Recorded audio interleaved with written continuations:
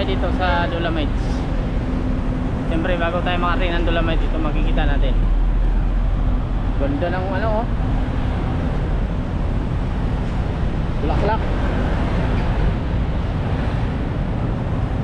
Yung bulaklak ng ano ba, ng puno oh. Grabing color ba, diba?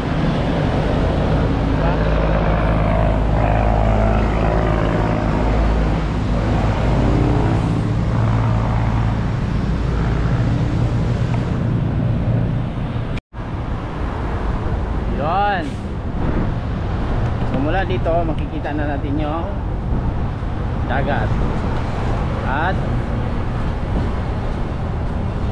Dolomite.